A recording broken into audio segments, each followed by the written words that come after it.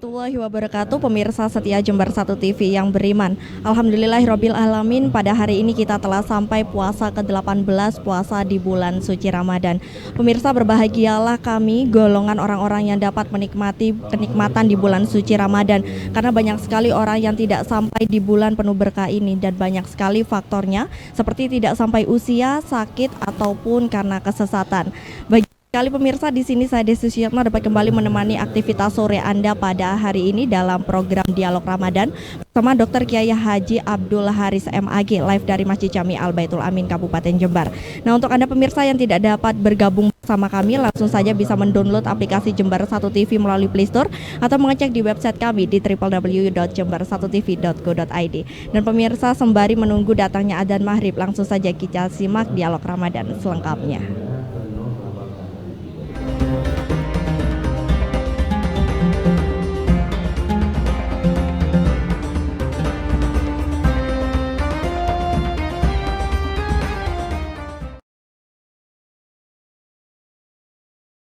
Bisa download aplikasi Jember 1 TV dengan live streaming atau di YouTube Jember 1 TV.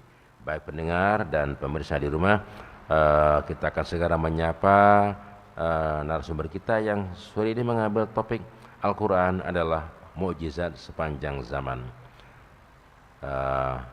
Narasumber kita adalah Dr. Kiai Haji Abdul Haris MAG. Assalamualaikum Kiai. Waalaikumsalam warahmatullahi wabarakatuh. Bagaimana kabar Kiai? Alhamdulillah, saya Ustaz. Alhamdulillah, tambah lama tambah seger, tambah sehat. Gitu. Jadi ternyata obatnya satu mudah. Sumo tasihu. Dengan catatan jangan makan siangnya itu dirapel ketika malam. Insya Allah kita bakal sehat walafiat. Kiai, ini ada yang menarik ini. Detik ini ya, sudah sekian tahun. Ini ayat demi ayat itu dipelajari oleh para orientalis. Sehingga mereka itu tidak habis mengerti Al-Quran yang turun 14 abad yang lalu ternyata mampu menjawab problematika hidup sampai dengan zaman sekarang. Yang begitu kompleks. Bahkan temuan-temuan yang dilakukan oleh para orientalis itu begitu mengagumkan. Satu demi satu mukjizat Al-Quran terkuat. Ini apakah memang Al-Quran ini oleh Allah dirancang untuk menjadi mukjizat sepanjang zaman dibandingkan dengan mukjizat Nabi-Nabi terdahulu, misalnya mukjizat Nabi Musa yang kalau mungkin sekarang kita ketemukan kayunya itu, tongkatnya ya, dilemparkan nggak bakal jadi ular, betul ya? Monggo Kiai dijelaskan pada sisi mana Al-Quran ini bisa menjadi bukti bahwa dia adalah mukjizat sepanjang zaman. Iya, terima kasih tentang mukjizat Al-Quran. Yang perlu difahami bahwa mu'jizatun itu Ustaz ya, itu berasal dari isim fa'il, berasal dari fi'il madhi a'jaza, artinya melemahkan. Gitu ya. Jadi fungsi Al-Quran harus difahami. Yang pertama itu adalah fungsi al-hadi, memberikan petunjuk. Fungsi yang kedua adalah fungsi al-mu'jiz, melemahkan orang yang tidak percaya, terpaksa pada akhirnya harus percaya bahwa ini adalah fauqa mustawal bashar, bahwa Al-Quran itu adalah di atas ciptaan manusia biasa Ustaz. Ini nggak mungkin diciptakan atau ditulis atau dikarang oleh manusia biasa. Itu fauqa mustawal bashar. Itu terpaksa pada akhirnya harus percaya. Mengaku Sehingga kalau seandainya kita ngomong mukjizat itu sebenarnya itu diorientasikan, diarahkan kepada mereka yang tidak percaya sebenarnya Ustaz. Bagi kita kaum muslimin, fungsi Al-Quran bukan lagi mukjizat gitu ya. Kalau mukjizat itu berarti kita kan nggak percaya, terpaksa pada akhirnya harus percaya kan begitu. Fungsi kita sebagai pegangan, al-hadi, hudan lil muttaqin, merupakan petunjuk bagi orang yang bertakwa. Tapi bagi mereka yang tidak percaya bahwa itu adalah misalnya kalamullah, itu adalah firman Allah, itu menganggap bahwa Al-Quran itu adalah merupakan buatan Muhammad, ya ditantang Ustaz. Qul in kuntum fi raibim mimma nazzalna ala abdina fa'tu. Ya kan? Bisuratin yang paling kecil, bisuratin, silahkan. Kalau seandainya sampean itu ragu bahwa Al-Quran itu adalah memang diturunkan oleh Allah, merupakan firman Allah, ya fa'tu bisuratin mimithlihi, maka datangkan satu surat yang sepadan dengan Al-Quran. Perlu diperhatikan begini logikanya. orang Arab kafir Quraisy pada saat itu dan sekarang tantangan itu tetap masih berlaku, Ustaz. Itu adalah pakar di bidang bahasa, pakar di bidang balaghah, pakar di bidang syair, pakar di bidang macam-macam ilmu kebahasaan luar biasa sudah. Sastra ya. Jadi karya-karya sastra mereka itu sudah biasa diciptakan, ditempel di Ka'bah dan seterusnya, itu sudah biasa. Oleh sebab itu ketika menantang itu bukan menantang kepada orang yang tidak punya kemampuan, Ustaz. Kalau seandainya Al-Quran itu misalnya nantangnya, Al-Quran pakai bahasa Arab misalnya, Ustaz, ya, kan memang pakai bahasa Arab, dan kemudian yang ditantang adalah orang Jawa, orang Madura misalnya, itu kan tidak fair. Karena yang ditantang sebenarnya tidak mampu melakukan untuk membuat semacam ini. Ini yang ditantang itu adalah orang yang memang pakar, orang yang memang ahli dalam bidang itu. Dan ternyata sampai sekarang tantangan itu tetap berlaku, gitu ya. Tapi sampai sekarang tidak mampu menghadirkan sesuatu yang semisal Al-Quran, meskipun itu hanya sekedar satu surat, gitu. Itu berarti yang namanya Al-Quran ini adalah memang fauqa mustawal bashar, itu adalah memang di atas kemampuan normal manusia, yang pada akhirnya harus percaya bahwa ini adalah dari kalamullah, itu semacam itu. Kemudian keanehan-keanehan, Ustadz, ya, keanehan-keanehan yang pada akhirnya harus kita yakini bahwa Al-Quran itu pada akhirnya bukan seperti tulisan biasa. Kalau seandainya kita menulis, Ustadz, jangan banyak-banyak, mungkin 10 halaman, 20 halaman misalnya, Ustadz, 30 halaman misalnya, tidak sampai 500 halaman begitu itu ya, seperti Al-Quran. Itu kalau seandainya orang sama sekali tidak pernah melihat tulisan kita, suruh menghafal, itu sulitnya minta ampun, Ustadz. Tidak bisa ya. Tidak bisa. Tapi Allah menegaskan, inna nahnu nazzalna dzikra wa inna lahu lahafidun, sampai, Ustadz, bukan hanya orang yang melek, bukan hanya orang yang misalnya melihat Al-Quran, orang yang sama sekali tidak pernah melihat Al-Quran, buta misalnya, tunanetra, Ustadz, itu mulai dari awal sampai akhir, titik komanya cara bahasa kita, Ustaz, bisa hafal ya. Bisa hafal. Dan itu tidak mungkin kalau seandainya tidak karena kehendak Allah. Itu adalah mencerminkan, lagi-lagi ini adalah merupakan sesuatu yang merupakan skenario besar yang pada akhirnya kita harus percaya. Ini walau anna ahlal qura, apa falau anna ahlal qura. Orang itu yang tidak pernah membaca, tahu, Ustaz, ya. Tapi hanya mendengar para tunanetra itu, dan itu bukan hanya 1, 2, Ustaz. Itu ribuan dan bahkan mungkin kalau ngomong dunia itu jutaan. Itu jutaan. Luar biasa. Itu lagi-lagi itu tidak bisa dinalar. Nggak ada ayat kitab Allah yang kemudian bisa dihafal secara persis gitu ya. Persis seperti itu, kecuali Al-Quran yang memang dijamin oleh Allah karena ini adalah akhir zaman, yang tadi dikatakan itu adalah solihun likulli zaman wa makan, dia akan layak untuk kemudian bisa berlaku di tempat apapun dan di zaman apapun. Dia itu adalah mukjizat sepanjang zaman, itu benar gitu. Dan kitab-kitab suci yang lain itu tidak seperti Al-Quran karakternya, begitu ya. Jadi seperti Injil, seperti Taurat, seperti Zabur dan seterusnya, itu tidak seperti Al-Quran yang memungkinkan untuk dihafal meskipun sudah luar biasa banyaknya itu, tapi bahkan orang yang sama sekali tidak pernah melihat pun hanya sekedar mendengar, itu kenyataannya bisa hafal. Jadi banyak yang tadi dikatakan, ya, korelasi misalnya antara ilmu pengetahuan dengan Al-Quran, itu tidak bisa diragukan.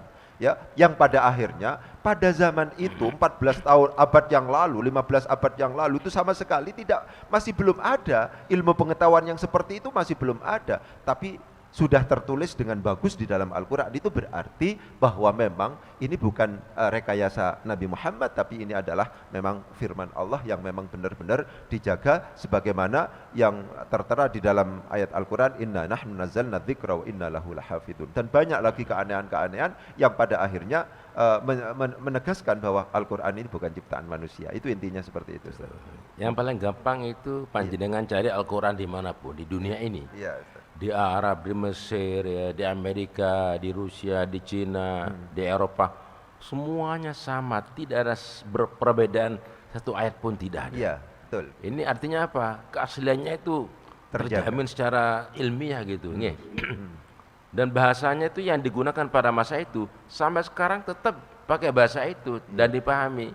Sekarang bayangkan kalau kita menemukan kitab Negara Kertagama yang ditulis pada zaman Majapahit, ya.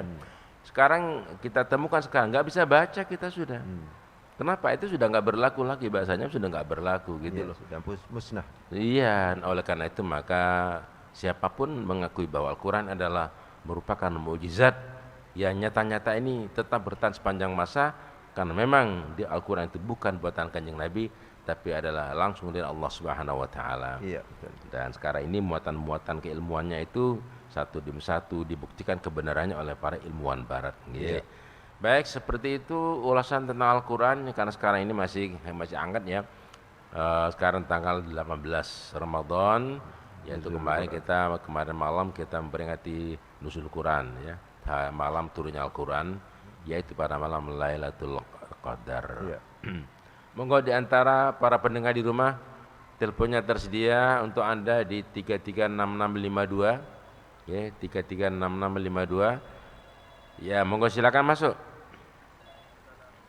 Silakan masuk, ya.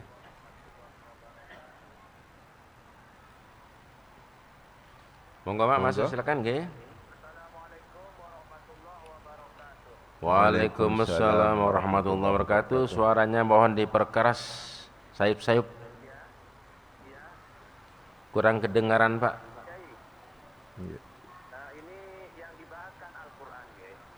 Dari siapa ini? Pak Marus Alim. Oh, Pak Marus Ali. Ya. Sayup-sayup, suaranya pelan sekali. Ya, sementara di dalam Al-Quran diterangkan warattilil Qur'anu tartila. Nah, turun betul Quran lagi. Cara membaca Al-Quran itu harus dengan betul-betul tartil kan begitu. Iya. Karena apa ya, yang dinamakan Al-Quran itu Al-Munazzalu ala Sayyidina Muhammadin sallallahu alaihi wasallam bi islahin nas fi dinihim wa dunyahum fi akhiratihim. Adapun yang dinamakan Al-Quran yaitu kitab yang diturunkan kepada Nabi besar Muhammad sallallahu alaihi wasallam untuk memperbaiki jiwanya manusia di dalam agamanya dan akhiratnya atau dunianya, kan begitu. Iya. Sementara banyak orang yang membaca Al-Quran itu di dalam melaksanakan kegiatan tarwih, itu masih banyak orang yang mempercepat bacaannya, seakan-akan tidak sopan dan tidak menghormati kepada Allah Subhanahu wa taala.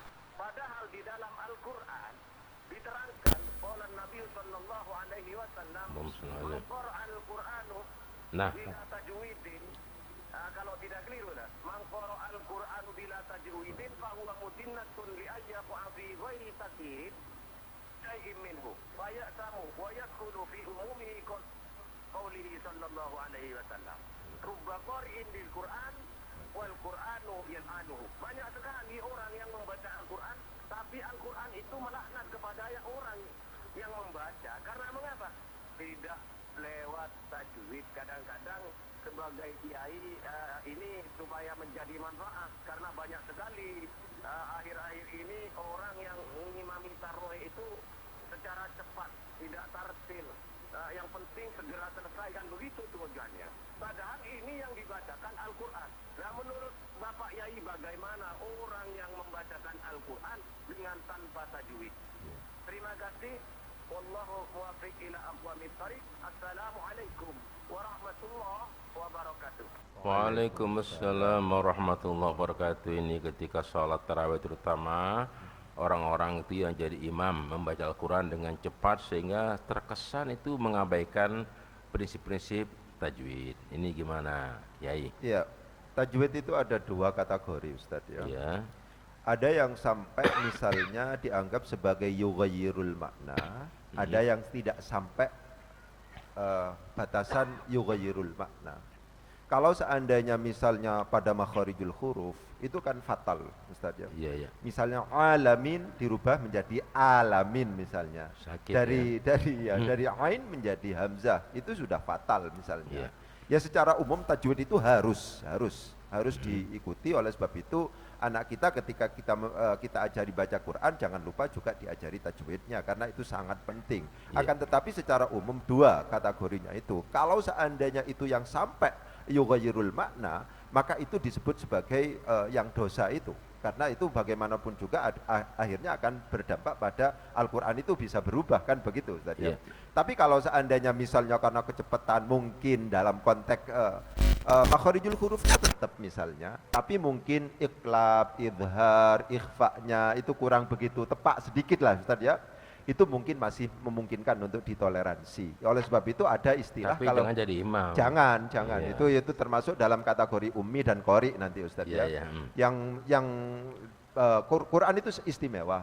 Pokoknya yang akan harus diangkat menjadi imam itu adalah aqra'uhum Ustaz ya, yang paling fasih bacaannya begitu. Iya. Jadi kalau seandainya ummi itu tidak sah menjadi imam bagi orang yang qori, itu semacam itu memang gitu ya. Iya. Jadi bagaimanapun juga wartil Qur'ana tartila itu harus diikuti. Kita membaca Quran itu harus pakai tajwid misalnya. Kalau seandainya tidak, secara umum kalau seandainya yughayyirul makna itu sampai berdampak pada dosa begitu. Iya. Bagaimana kalau seandainya imam diupayakan bagi mereka yang memang bacanya sudah tartil, sudah tajwidnya sudah bagus dan seterusnya, karena pada akhirnya akan kena hukum fikih Ustaz. Iya. Ya, yang ummi itu tidak memungkinkan dan bahkan jamaahnya menjadi tidak sah ketika menjadi imam untuk orang yang lebih fasih, itu semacam itu. Iya. Seperti itu. Kemudian ada sampai sabda Nabi tadi diungkap, yaitu baqari'in yal'anhu Quran atau wal Quranu yar'anuhu. Tuh. Maksudnya gimana itu? Ya banyak sekali orang yang membaca Al-Quran, akan tetapi justru bukan mendapatkan syafaat dari Al-Quran, akan tetapi Al-Quran yang justru melaknat orang yang membaca Al-Quran itu. Gitu. Kenapa pasalnya? Yaitu hati-hati, tidak hati-hati dalam sisi tajwid, mungkin juga bisa jadi sudah bagus tajwidnya, akan tetapi membacanya tidak ikhlas, tidak lillahi ta'ala, tapi karena niatnya sudah jelek, seperti yang sering kita bahas itu gitu ya. Jadi hati-hati dua hal itu. Dari aspek keilmuan tajwidnya harus kita perhatikan, kemudian dari sisi keikhlasannya juga harus kita perhatikan. Begitu baca Al-Quran itu begitu. Padahal sekarang lagi marak hataman itu pada hari Ahad misalnya di mana-mana itu.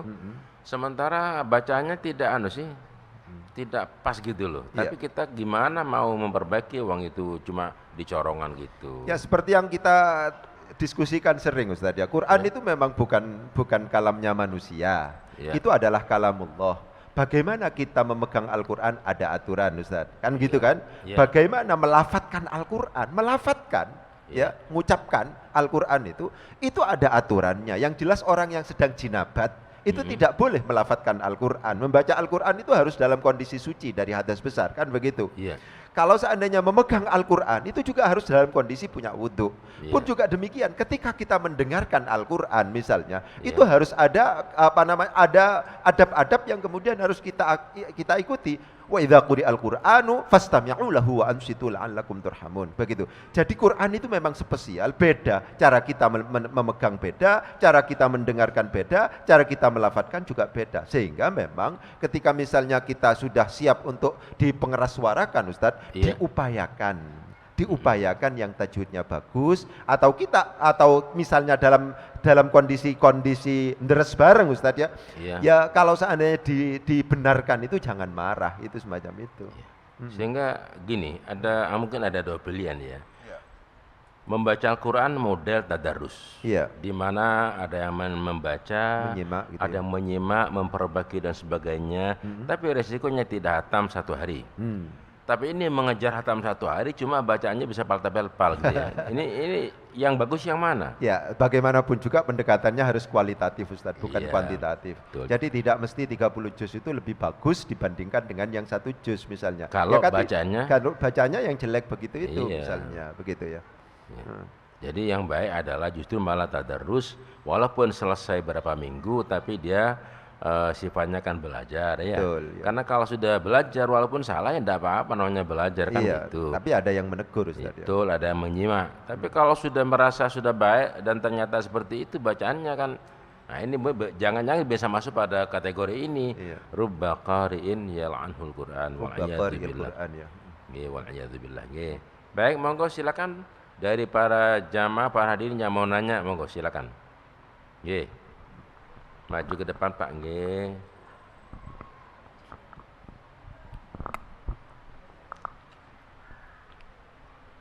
Assalamualaikum warahmatullahi wabarakatuh. Waalaikumsalam warahmatullahi wabarakatuh.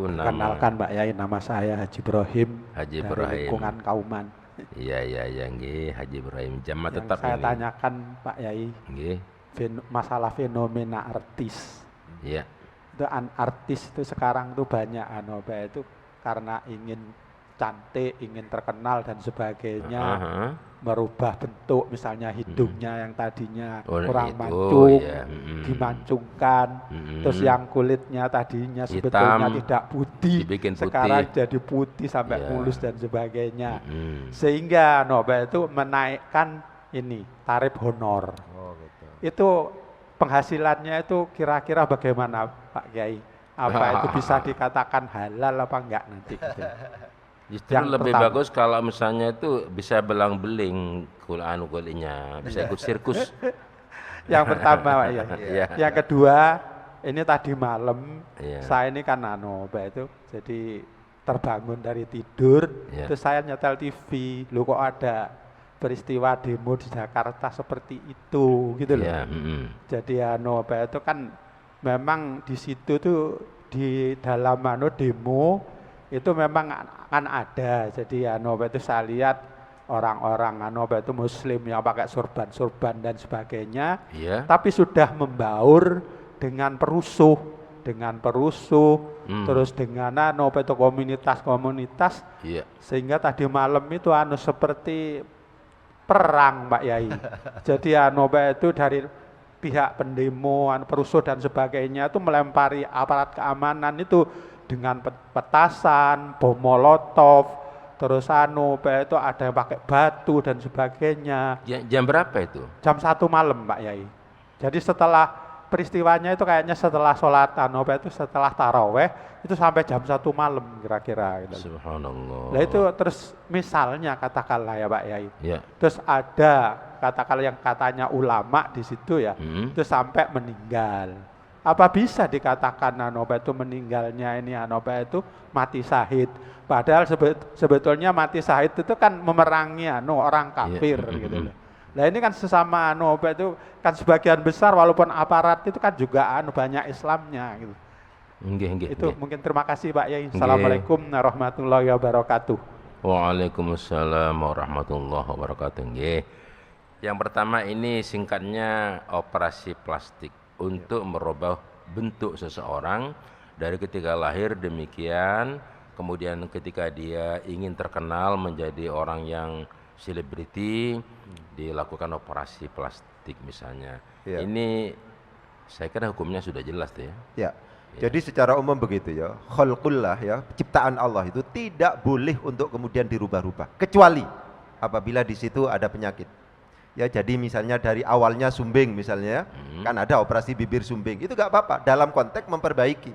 Misalnya apa yang menurut kelahiran awalnya misalnya itu tidak normal, akan dinormalkan, itu boleh. Tapi kalau seandainya sudah normal misalnya, hidungnya sudah seperti ini dirubah menjadi yang lain, kemudian pipinya seperti ini dirubah menjadi yang lain, itu termasuk dalam kategori la tabdila li khalqillah. Tidak ada perubahan dalam ciptaan Allah. Oleh sebab itu tidak boleh melakukan operasi yang di situ bukan karena sakit, bukan karena penyakit. Kalau seandainya operasi karena penyakit yang sangat serius misalnya ya mungkin meripate kurang sempurna Ustadz ya, mungkin bibirnya kurang sempurna dan seterusnya, ada operasi tentang masalah itu misalnya, itu diperbolehkan. Kalau seandainya karena untuk memperbaiki dan seterusnya dalam arti sudah normal, sudah sempurna misalnya, kurang mancung, kurang ini macam-macam, itu tidak dibenarkan dalam pandangan Islam. Itu semacam itu.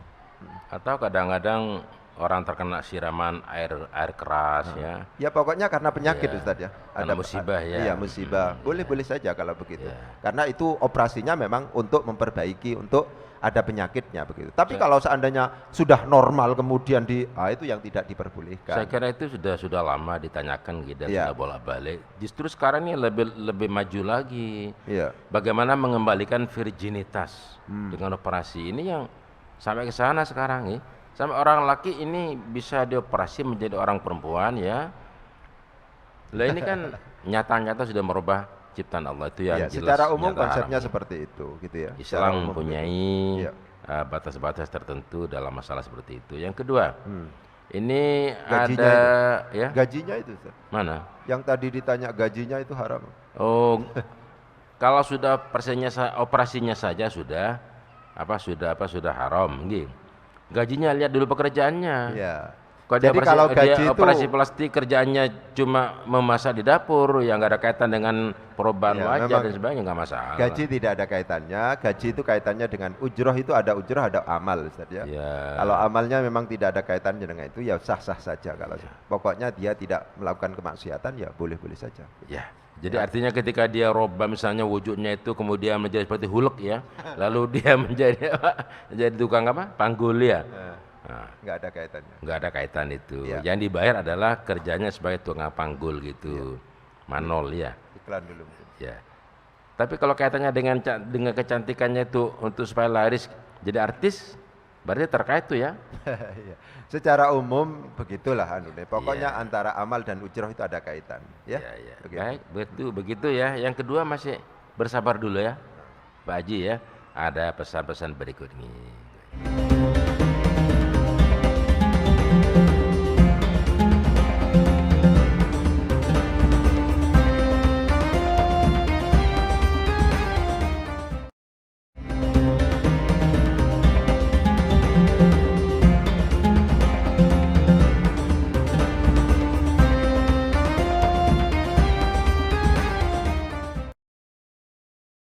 Pakai seragam atau pakai pakaian haji dan sebagainya, kayaknya seperti ulama gitu, kemudian dicampuri ya, disusupi oleh para pengunjuk rasa yang bukan dari kalangan ulama ya, sehingga terjadilah kerusuhan, kebrutalan dan sebagainya. Umpama kemudian mati dalam unjuk rasa itu, apakah mati syahid? Nah ini pertanyaannya, betul gitu ya Pak Ibrahim ya. Ya. Jadi yang paling penting untuk diperhatikan beginilah. Jadi ekspresi demonstrasi itu sebenarnya adalah hak konstitusional setiap warga negara, itu boleh-boleh saja. Akan tetapi ada aturan-aturan yang harus diperhatikan dalam konteks fikih kita. Fikih mengatur darul mafasid muqaddamun ala jalbil masalih. Jadi menolak mafsadat, menolak bahaya itu harus lebih diutamakan dibandingkan dengan misalnya mengambil kemaslahatan. Kalau seandainya ada kerumunan massa yang di situ tidak bisa dikendalikan, Ustadz ya. Memang awalnya bagus-bagus saja misalnya, tapi karena di situ dimungkinkan ada penyusup dan seterusnya yang memungkinkan bisa anarkis, bisa bentrok, bisa macam-macam. Bagaimanapun juga dalam sudut pandang mungkin agama apapun, apalagi agama Islam, Ustadz. Yang namanya anarkisme itu tidak bisa dibenarkan.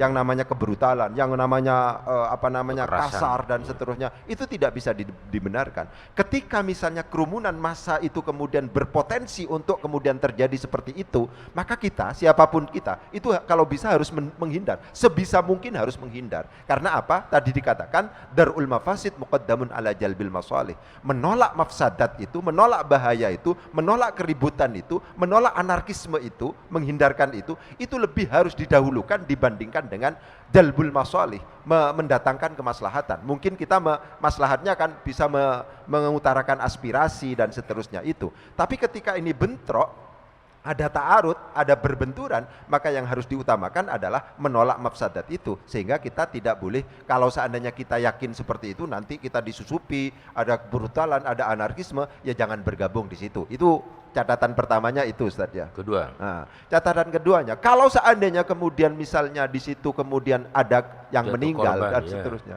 Ya kan itu, Ustaz ya. Yang itu meninggal itu. Yang penting diperhatikan adalah kalau seandainya itu atas nama syahid, harus i'la'i kalimatillah, dan yang dihadapi itu adalah orang-orang yang benar-benar kafir. Orang kafir. Ya kan?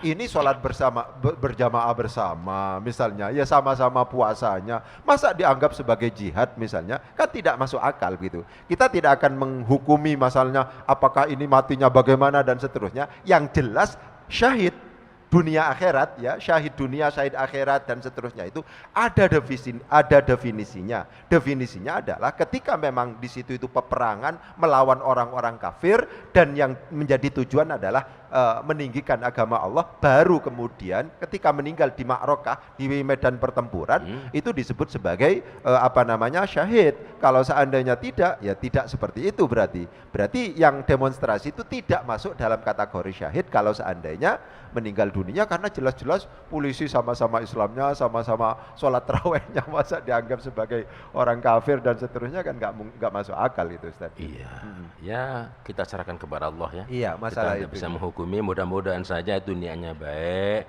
oleh Allah diterima, bahwa dia itu meninggal ketika usia 17 tahun, kasihan ya. Kan masih muda kan ya, eman ya begitu. Kalau sudah tua-tua nggak eman. Karena bagaimana kiai-kiai itu ikut nanggung dosa Anda sampai terjadi perusakan sekian rumah hancur, mobil dibakar, itu yang nanggung siapa itu? Ya, yang penting begini Ustadz ya, dalam konteks awam, hubungan orang awam dengan orang alim misalnya, itu penting untuk direnungkan itu Ustadz ya. Jadi fa'alimun bi'ilmihi lam ya'malan itu mu'adzabun min qabli ubadil wathan. Ya kan? Begitu. Orang alim yang kemudian tidak mengamalkan ilmunya, bahwa Islam itu teduh, bahwa Islam itu adalah rahmatan lil alamin misalnya, dan seterusnya begitu itu sebenarnya ada ancaman mu'adzabun min qabli ubadil wathan, itu akan disiksa sebelum para penyembah berhala disiksa. Kenapa? Karena tokoh kiai dan seterusnya, ulama dan seterusnya itu ucapannya menjadi sabda yang dipegangi oleh masyarakat. Sehingga harus hati-hati ketika misalnya kita dianggap sebagai orang yang alim, ulama, kiai dan seterusnya, jangan sembrono berucap, jangan sembrono berfatwa, jangan sembrono bertindak, karena itu akan dijadikan sebagai argumen. Sopo sing ngomong bahwa misalnya rentenir itu adalah haram misalnya, iku lo Ustadz A, iku lo Kiai A misalnya seperti itu. Itu mengadakan atau manakno duit juga misalnya seperti itu. Itu dijadikan sebagai pegangan. Oleh sebab itu hati-hati dadi wong alim, hati-hati dadi wong pinter, hati-hati dadi kiai dan seterusnya. Kenapa? Karena ucapannya akan dijadikan sebagai sabda yang dijadikan sebagai pegangan oleh orang awam yang ada di sekitarnya. Begitu. Enggak, itu tidak haram itu. Apa sebabnya? Loh, itu Pak Kiai itu melakukan itu, Pak Ustadz itu melakukan itu dan seterusnya. Sehingga dikatakan kiai yang kemudian ilmunya tidak dipraktekkan itu mu'adzabun, akan disiksa min qabli ubadil wathan, sebelum para penyembah berhala itu disiksa. Itu beratnya menjadi orang yang berilmu begitu. Itu semacam itu Ustaz. Begitu, paling tidak takdirnya lah mati di situ ya. Itu paling enak. Bagaimananya itu terserah Allah. Ini ada pertanyaan Kiai. Ya. Ini pertanyaan yang saya kira layak untuk dijawab dan bagus ini, Mas Agus Sudarmaji. Orangnya ada sekarang. Nah ini Mas Agus Sudarmaji. Assalamualaikum warahmatullahi wabarakatuh. Waalaikumsalam warahmatullahi wabarakatuh. Kiai, istri saya sedang hamil, tetapi tidak memungkinkan berpuasa karena kehamilannya rewel. Ya. Bagaimana cara mengganti puasa yang ditinggal selama sebulan penuh?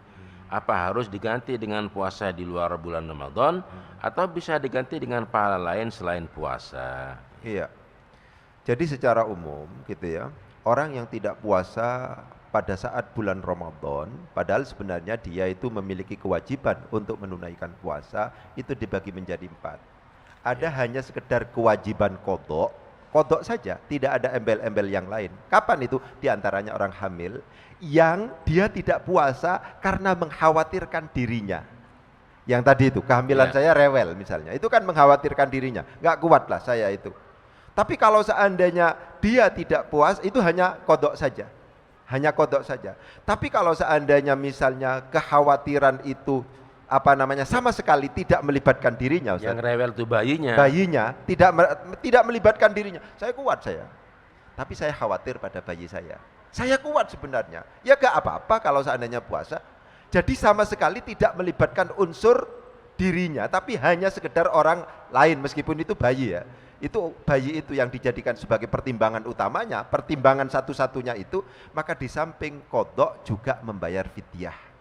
Setiap hari itu adalah satu mud itu intinya sederhananya itu adalah 6 sampai 7 on begitu ya. Itu semacam itu. Ya. Kemudian ada yang membayar qodok saja, ada yang di samping membayar qodok dan membayar fidyah, ada yang hanya sekedar membayar fidyah. Apa itu? 2 orang, yaitu syaikhun kabirun, orang yang sudah tua renta, yang sudah tidak memungkinkan dipaksa untuk melakukan puasa. Kewajiban awalnya dia adalah membayar fidyah. Atau maridun la yurja bar'uhu, orang yang sakit yang sudah menurut vonis dokter itu tidak bisa diharapkan kesembuhannya, gitu ya. Ini sudah koma, sudah macam-macam. Kewajiban awalnya itu adalah membayar fidyah. Ada yang tidak puasa, tidak membayar, baik membayar qodok maupun membayar fidyah. Apa itu? Anak kecil dan orang gila. Kalau seandainya yang tidak puasa itu adalah anak kecil dan orang gila, maka dia tidak bayar apa-apa, tidak ada kewajiban bayar apa-apa karena memang dia tidak kena taklif gitu. Tidak wajib kan? Tidak wajib, iya. Jadi itu kategorinya. Tanyakan sama istrinya, apakah ketika berpuasa itu kuat yang rewel itu bayinya atau ibunya yang rewel? Bayinya.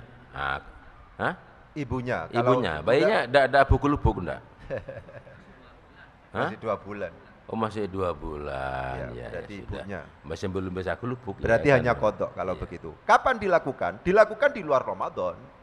Ya tidak mungkin kan ini 1 bulan penuh dilakukan di luar Ramadan dan jangan sampai melampaui Ramadan berikutnya. Tapi kalau prosesnya masih lama ya, sehingga nanti dari selesai melahirkan dia masih NTI gitu kan, itu kan juga bisa ada puasa. Nah berarti kan lewat lagi dengan tahun berikut, gimana? Nah tahun berikut itu dilihat apakah biudrin atau bighairi udrin. Kalau seandainya memungkinkan untuk kemudian kan kondisi kehamilan kan beda-beda. Mungkin karena memang masih belajaran hamil 1 bulan, 2 bulan, 3 bulan sih rewel. Ternyata 3 bulan, 4 bulan tidak rewel misalnya. Kuat dia misalnya. Atau tambah rewel bayinya. Bisa jadi tambah rewel, bisa jadi tidak rewel kan delok. Kalau seandainya tambah rewel itu berarti dianggap masih udzur kan begitu kan. Kalau seandainya kenyataannya tidak rewel berarti sebenarnya sudah memungkinkan untuk mengkodok pada saat itu pada hari-hari yang pada bulan Ramadan itu tidak puasa. Ketika sebenarnya memungkinkan dilaksanakan kodok pada tahun itu tapi melampaui tahun berikutnya, itulah yang disebut sebagai muakhirul kodok. Orang yang mengakhirkan kodok tanpa udzur, maka setiap hari pada akhirnya harus ada tambahan denda dan sanksi kafarat itu 1 mud setiap harinya itu. Di samping mengkodok juga membayar fidyah itu. Diimbui ya. Iya diimbui gitu. Ya. Sudah jelas Mas ya? Ya baik. Tapi nanti ketika NTI, misalnya NTI kok ketika berpuasa kok rebel lagi. Awal panas bayinya gitu ya, maka berhenti NTI. Anda kata Ramadan lagi ya, tapi nanti setelah Ramadan berikut baru dia berpuasa mengkodok. Atau gimana kalau yang rewel itu bayinya sehingga ibu ini tidak berpuasa, apa juga bayar fidyah? Kalau seandainya seperti yang tadi saya katakan, pokoknya pertimbangannya ketika sudah melibatkan dirinya itu hanya kodok saja. Plus gitu. Bayinya maka ditambah dengan gimana?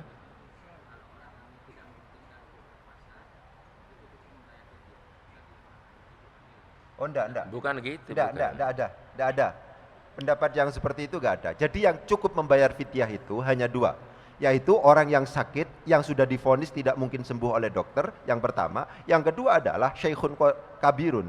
Jadi orang tua renta yang memang sudah tidak memungkinkan untuk diberi kewajiban puasa. Misalnya usianya 80, 90 yang rotok-rotok, misalnya kadang eling, kadang enggak dan seterusnya itu kan memungkinkan untuk misalnya. Tapi itu enggak wajib puasa kalau seandainya sudah pekun-pekunan mungkin Ustadz ya istilahnya. Bukan pekunan, memang iya. Pekun. Gitu. Tidak gila tapi seperti itu, syekhun kabir itu sudah. Ya, tapi kalau orang menyusui, orang hamil macam-macam sama sekali tidak ada yang mengatakan bahwa itu hanya diganti oleh fidyah saja, tidak ada. Jadi harus ada unsur kodok. Ada kodok, gitu. Mungkin di antara pendengar di rumah mau nanya silakan. Belum ada, nggih. Baik, kalau gitu yang hadir. Oh ini nih. Pak Malik, nggih, Mas Malik, nggih. Monggo Mas Malik. Assalamualaikum warahmatullahi wabarakatuh. Waalaikumsalam warahmatullahi wabarakatuh. Ustaz, yang saya tanyakan yang pertama adalah kitab Primbon Abul Ma'syar Al-Falaki, Ustaz. Yang saya tanyakan itu yang sering terjadi di desa maupun di kota sekalipun. Jikalau menjodohkan anak, ya maaf ya Ustaz ya, ini kan yang lebih baiknya bagaimana. Jadi kalau menjodohkan anaknya biasanya memakai itu hari-hari hitungan hari, kemudian hari Selasa dengan ini dengan itu hitungannya begini. Padahal kalau di dalam hadis-hadis Nabi itu bertentangan, di dalam Al-Quran dan hadis Rasulullah itu bertentangan. Bagaimana baiknya itu gimana, lebih baiknya itu bagaimana Ustaz? Mohon penjelasannya. Terus kemudian yang kedua, istikharah dengan Al-Quran. Padahal di dalam hadis-hadis Rasulullah itu tidak ada. Dan itu karangan siapa istikharah dengan Al-Quran? Yang pakai kalau kha itu bagus, kalau shin itu syaiton katanya syarrun atau buruk, tidak baik. Saya mohon penjelasannya Ustaz. Ya. Nah, ini saja sedikit saja Ustaz. Assalamualaikum warahmatullahi wabarakatuh. Waalaikumsalam warahmatullahi wabarakatuh. Langsung cari dino sing apik untuk menikahkan anak. Nah, itu hukumnya apa? Yang paling penting untuk diperhatikan di sini adalah bahwa yang mampu mendatangkan madorot atau menolak madorot dan mendatangkan manfaat itu hanya al-musabbib al-haqiqi adalah Allah, tidak ada yang lain. Keyakinan itu harus kemudian dijadikan sebagai pegangan. Tapi kalau seandainya kemudian ada campuran yang lain gitu ya, masih percaya pada hari dan seterusnya ya, itu dalam pandangan syariat Islam tidak diperkenankan, tidak diperbolehkan gitu ya. Meskipun kalau seandainya pada akhirnya di situ akan berujung pada misalnya bentrok, fitnah macam-macam Ustadz, ya lebih baik itu hanya sekedar adat saja, jangan diyakini gitu ya. Tradisi gitu saja, jangan kemudian diyakini. Tapi bisa jadi kan ada misalnya mertua atau orang tua dan seterusnya yang fanatik pada itu, ya sudah diikuti saja misalnya. Timbangannya diskusi yang tidak penting misalnya, tapi kita jangan yakin bahwa itu berpengaruh untuk misalnya keselamatan kita, kesejahteraan kita dan seterusnya begitu. Karena al-musabbib al-haqiqi handanah Allah misalnya. Pun juga demikian penyikapan kita terhadap sikap jimat dan seterusnya begitu Ustaz. Itu tidak lebih hanya sekedar doa yang memungkinkan dikabulkan oleh Allah dan memungkinkan tidak dikabulkan oleh Allah.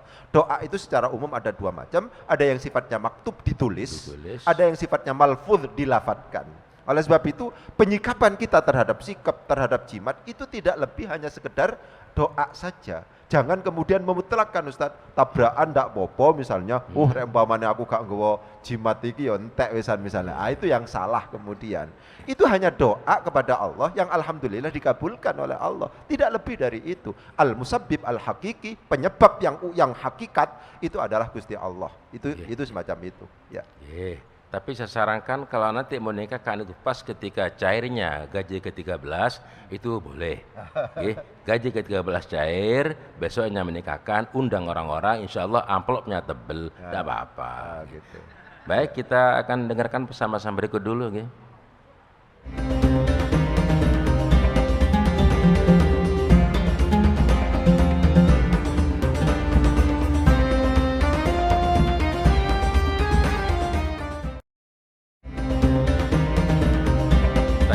Ustaz, ini dari Pak Wali juga.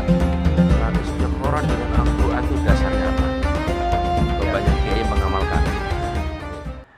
Yang penting ditegaskan dulu, istikharah itu artinya tolabul khair, ya. Mencari, memilih yang lebih bagus, gitu ya.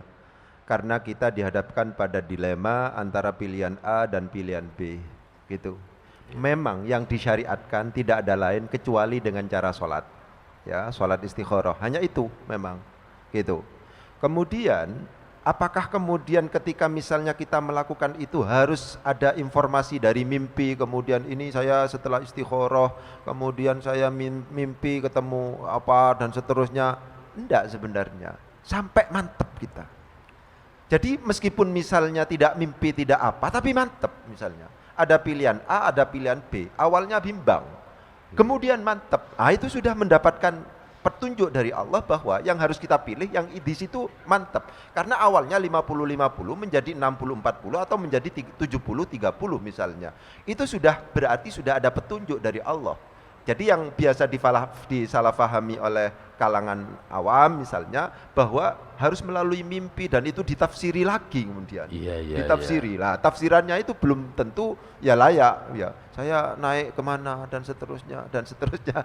Itu tidak seperti itu sebenarnya. Sampai kemudian kebimbangan kita itu hilang gara-gara ya sudah diberi petunjuk oleh Gusti Allah itu. Nah, bagaimana dikaitkan dengan Al-Quran macam-macam?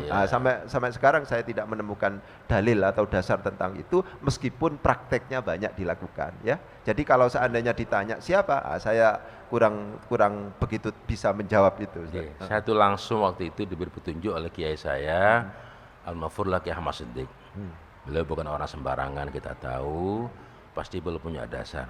Paling tidak Al-Quran di sini merupakan wasilah bagi beliau. Wasilah itu adalah perbuatan amal baik yang dengan amal baik itu beliau mohon dekat dengan Allah dan agar permohonannya itu dikabulkan, itu ingin tahu mana yang terbaik. Kalau pada posisi wasilah itu nggak ada beda dengan posisi sholat gitu. Walaupun barangkali kita ini yang awam ya, waktu itu udah nanya apa dalilnya tidak. Cuma karena berkata ini adalah seorang kiai yang kita tahu seperti apa beliau itu, maka kalau saya ya husnudzon saja, itu tidak syirik. Tidak sampai syirik lah. Ya. Enggak. Baik. Silakan yang lain mau nanya, monggo. Ada lagi? Ya, monggo Pak. Pak Yani, nggih, Pak Yani dari Jalan Mawar, nggih, monggo.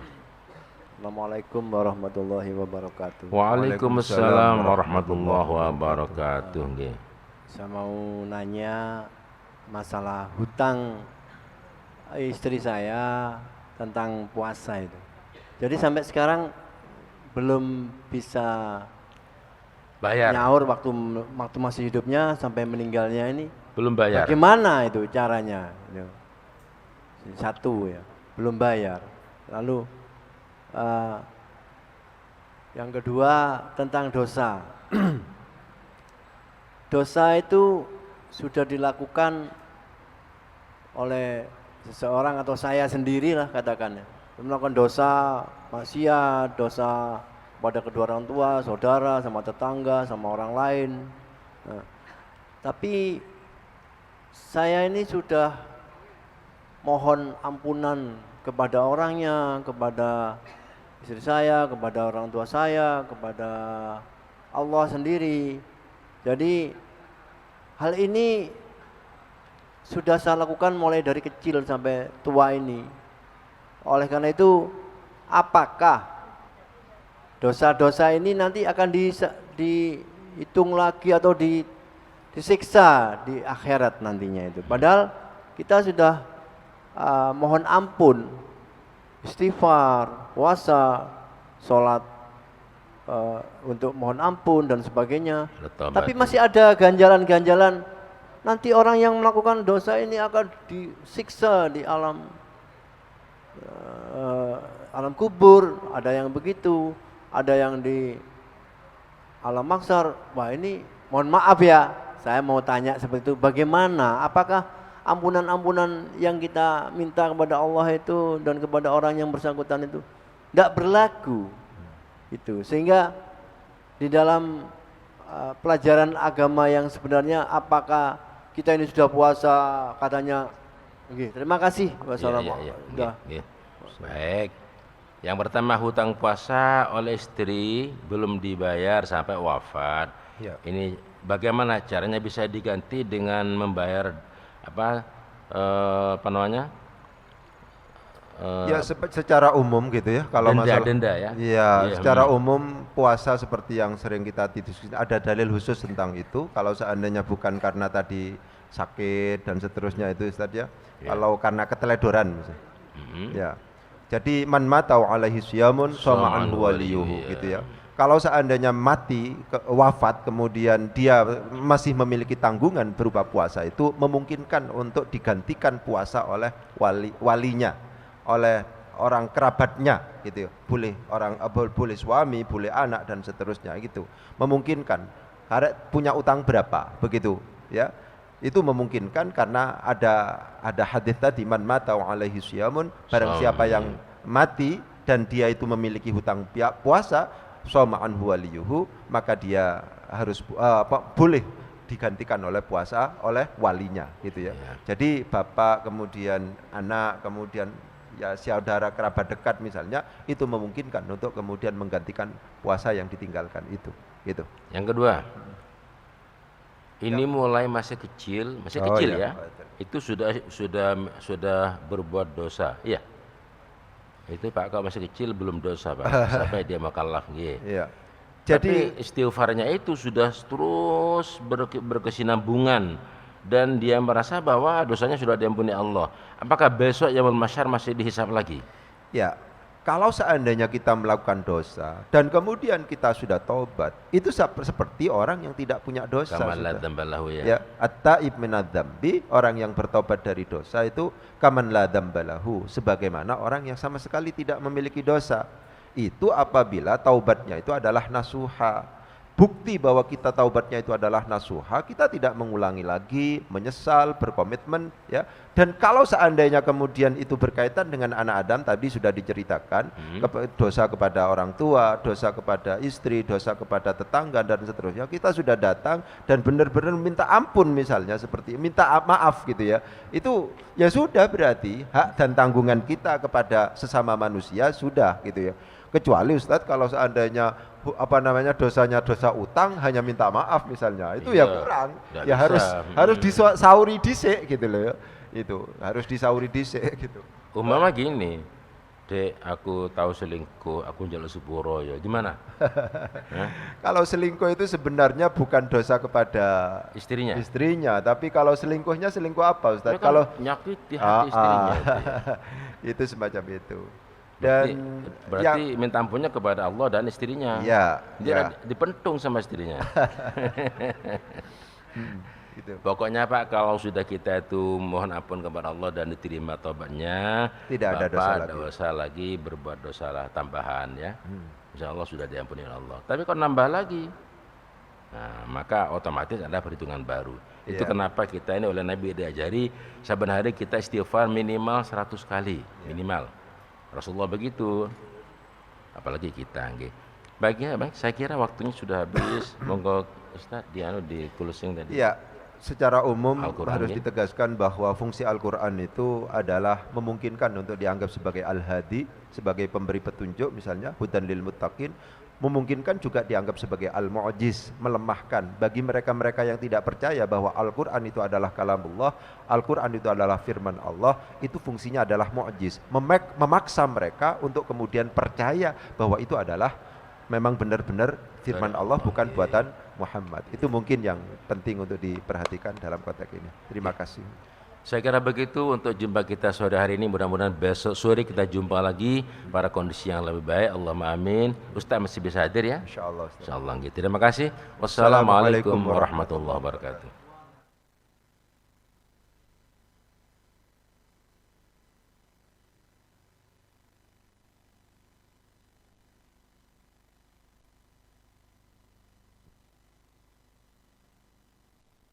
Anda pemirsa yang ingin menyayangkan ulangnya, langsung saja bisa mendownload aplikasi Jember 1 TV di Play Store atau langsung saja mengecek di website kami di www.jember1tv.go.id. Pemirsa, saya Desi Yotno bersama rekan yang bertugas mohon undur diri dari hadapan Anda.